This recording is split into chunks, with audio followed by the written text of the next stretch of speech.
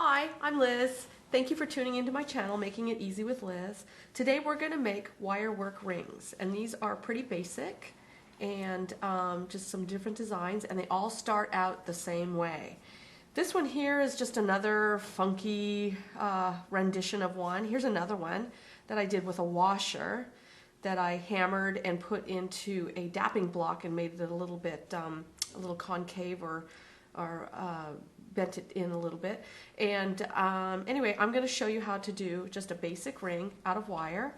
And we're going to start with this one here, which is just a little basic swirl. I like to call it a cinnamon roll. I'll call it a cinnamon roll with some spirals on the sides. And then I'm going to show you how to get a little funky with your wire working, okay?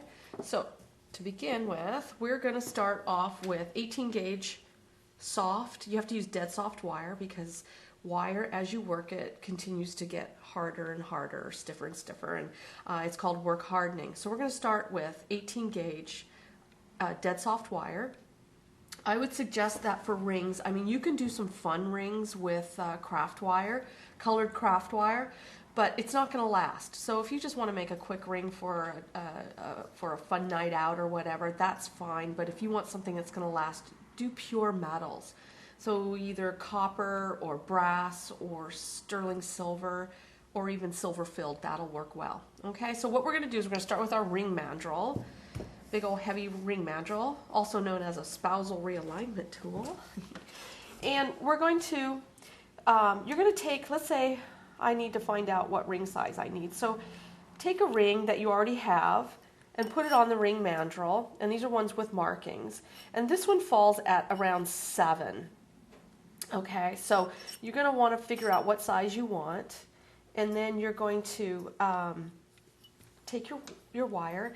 Now, a lot of videos or a lot of instructions will tell you to start on the size that you want. But what I like to do is I like to start at the very top of the mandrel, because then what I'll do is I'll tighten it up there and then I'll scooch it on down to where I want it, and then that way it won't move. If you move it down, if I move that down to a 7, the chances of me bumping it down even bigger are pretty great, because I'll be working on it and I'm not paying attention to what I'm doing. Okay, so we're going to start up here and we're going to take our wire and we're going to crisscross it. Okay, we have it centered and we crisscross it. I'm going to turn it over. We're going to do a double shank, and I'm going to keep my wires on their sides here. All right, so this is what we have. We have them side by side with a double shank like that. All right, so now what I'm going to do is I'm now going to scooch this on down. I'm just going to scooch it down. And what I'm going to do is I'm going to put it on the size that I want. You can even go a little bit smaller, because the wraps that we're going to put on this is going to move it up maybe even a whole full size. So if let's say I want a 7, so I'm going to bring this down to a 7. All right, so now we have this, and now look, see, that wire's not going anywhere. Now I can work on that without it moving on me. Okay, so now what we want to do is we want to twist this wire in the center here. So if you can brace this somehow between your legs on the table like this or in your lap, it can be done. So what we're going to do is we're going to grab our wire, okay, and we're going to give it, I'm going to hold this right here like this. You got that, Blaize? Is that right? Okay, so I'm going to hold this like this, and I'm just going to pull in my wire, and I'm going to do a quick turn like that. Okay? So you want to make sure that your wires are nicely twisted together in one movement. If they're not, if one is raised a little bit, you could take your rawhide mallet and just going to tap it like that.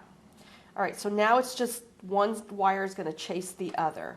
So now we're making our cinnamon roll. So see what I'm doing here? And if they get a little overlapped or whatever, you can come in and tap it tight. So now one chases the other, and I like to put my thumb over it as I bring it around. And you're keeping your wires straight, you know, and work with neat wire. Don't get it all bent up, because it shows in your work afterwards. So you can just tap that a little bit. Now I'm going to say with the 18 gauge wire, 4 turns are probably the maximum you're going to get, because this wire is stiffening up as I work this. And as it does that, it won't stay close together.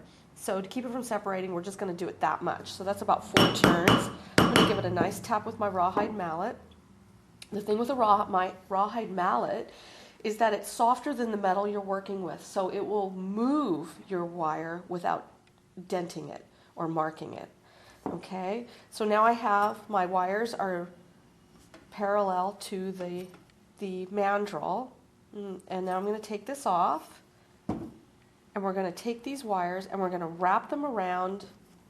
We're going to wrap them around the shank one time on each side.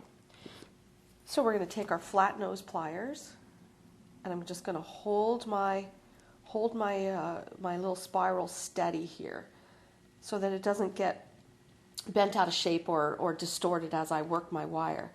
Now I'm going to take this wire here and I'm just going to bend it. I'm going to bend it through, and I like to take my wire up underneath my coil. That makes the wire hug the. I'm going to take my chain nose here. Makes the wire stay close to the coil here, or the spiral. All right, and so now I like to do like this ratchet, right? I'm just pulling and pulling, okay? And that's separated a little bit, so I'm just going to come in here. I'm going to squeeze that a little bit together. And if you have some little issues, you can just put it back on your mandrel.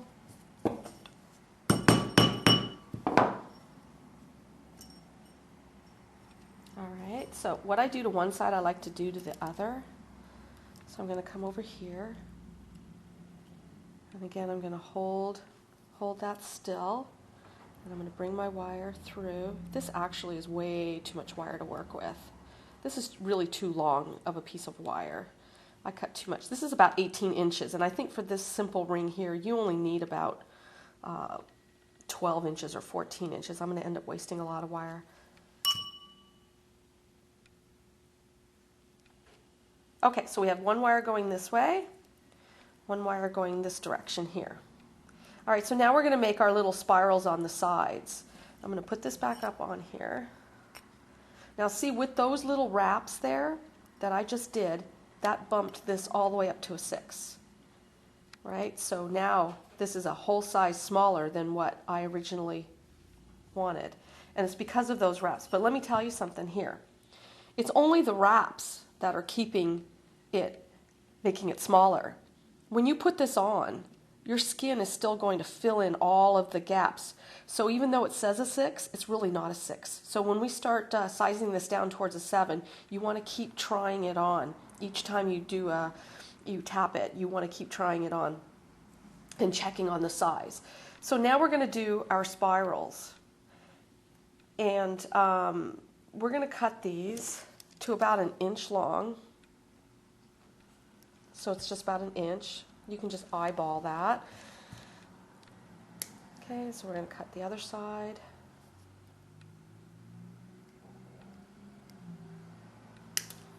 All right, so now we're going to take our round nose pliers. And we want our spiral to come in this direction. We want it to lay on our shank. So I need to turn a basic loop. So I'm going to put this on my thumb this way, right on the side here. And we flush cut that end, and I'm going to take close to the tips here, and I'm going to roll it down.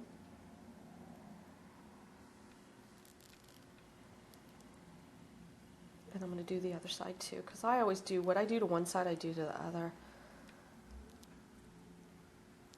Okay, so it's going sideways like this.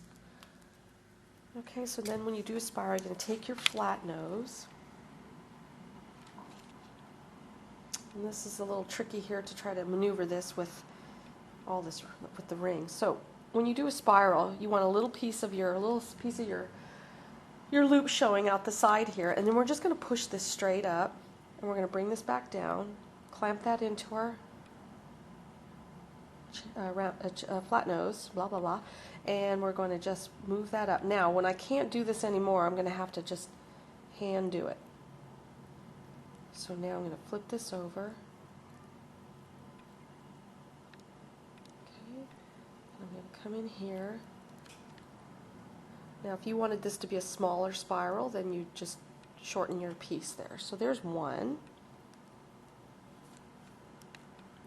And I actually could have done this a little bit neater, but you get the idea.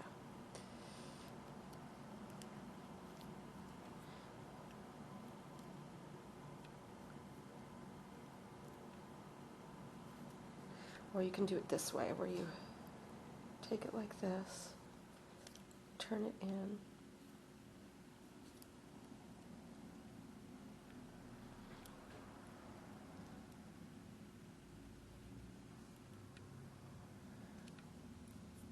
and I have purple nails for Easter. Tomorrow's Good Friday, so I thought I'd have Easter colored nails. So yes, they're a little garish, but they're fun.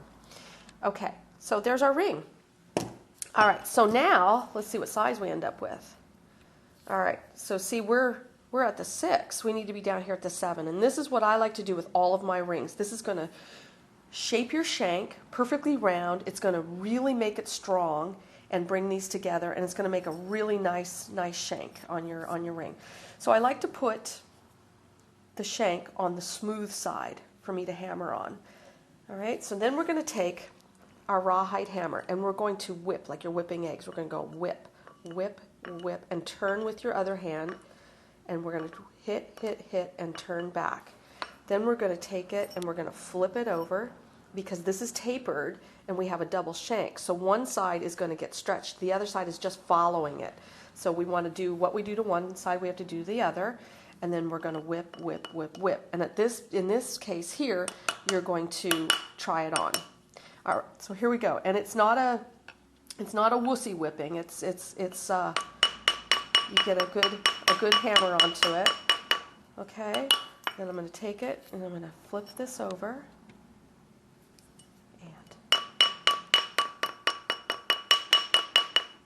And you can give everything else a tap.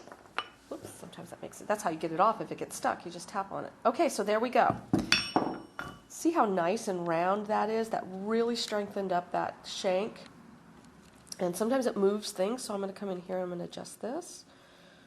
And squeeze that down. And squeeze that down. And I'm going to try it on. Let's see, I'll try it on this finger. All right. And that fits perfect. See that? Now you can antique this with liver of sulfur. If you're not sure how to use liver of sulfur, watch my metalwork technique video, and I show you how to antique with liver of sulfur. So isn't that a sweet little ring? And that looks really sweet in sterling. Okay, so now let me show you real quick how to do something a little funky like this. All right, it's super simple. You're going to take your wire, and for these you need a little bit more wire. So I would go ahead and take your 18 inches of wire, and so you have some to work with. All right, so same thing. That first technique is the base for just about every ring. So we're going to take it to the top of the mandrel. We're going to center it, cross them, flip it over, keep them on their same sides that they were on, don't let them cross over each other, and then this is what we end up with. Straighten out your wires and scooch it on down.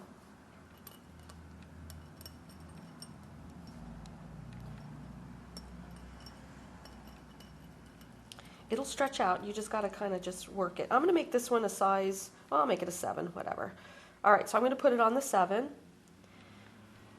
Now, what I would suggest you do is when you're making rings, keep track of your, say, okay, I cut 14 inches of wire and I did for the size 7 and 18 gauge, and just figure out how much you ended up cutting off. Because if I was making a sterling silver ring and I ended up wasting this much wire, that wouldn't make me very happy. So you might want to take notes and keep track of what you do for different sizes and different gauges. 16 gauge wire makes an awesome ring also.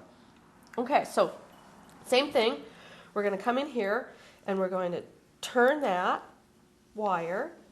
All right, so we're here, just like what we were before. All right, so if that's a little bit raised, get your rawhide and give it a nice little whack. Now, if you want a ring that stands up high, make your cinnamon roll, your spiral, smaller. If you want it to lay more flat, make it as wide as you can. And you can go a little wider on these. You can do about five rows on the 18 because it's going to get covered up with wire, right? So here I've made a little bit of a wider one. All right, I'm just going to tap that into place just like that. All right, so now what I'm going to do is I'm going to bring one wire up and the other one. So I'm just going to use my fingers. So now you can get a little adventurous with this. So I'm going to come in and I'm going to just come down with the wire like that. So see how that turned out? Now that looks great just like that. But if you wanted to do something a little more decorative, let's see if I take this off. So I can take my wire and I can just do some swirls like that. And then maybe do a swirl on this side. And you want to pay attention to your balance. So you don't want to do a whole bunch of work on one side and then all of a sudden all your work is over on one side of the ring and the other side is is not balanced. So you want to pay attention to that. So if I come in here and I maybe do another swirl next to that one. And pay attention to the wire that you have left over. We have to wrap it around the shank to secure everything. So I'll come over here and do another swirl. You can add beads onto this. You can do just about anything you want. Now I'm going to take this, I have enough wire here, and I'm going to wrap it around the base here.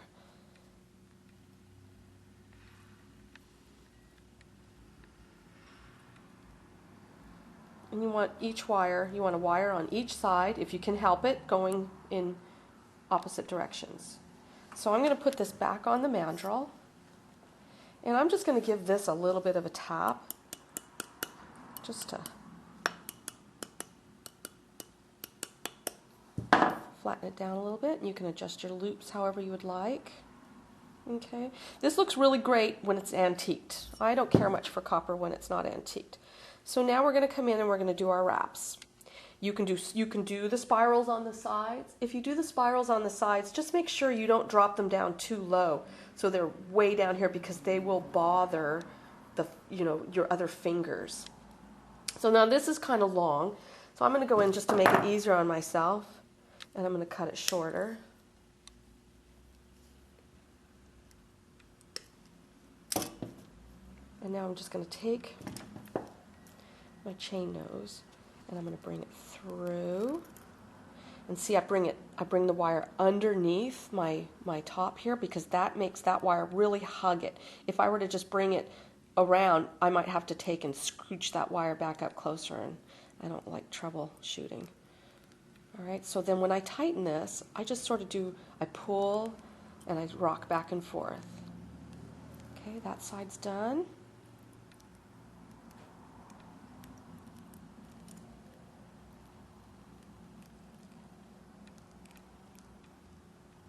All right, and that side's done, and that's what I'm going to do. Now I'm going to cut it right flush with the edge, and you can file down the little edges if you find there's little rough edges. Okay, so that's what I've got. Now I'm going to put it back on my ring mandrel, and that booted that way up to a 6 again. So I also like to take my rings and I like to try to push them down and rock them back and forth and shape them before I start hammering them. Because now see, that brought that down all the way to a 6.5, so I really don't have that much hammering to do. So I'm going to put my shank on the smooth side of the mandrel. I'm going to give that just a little bit of a tap. And now it's tap, tap, tap, spin. Take it off, flip it over, tap.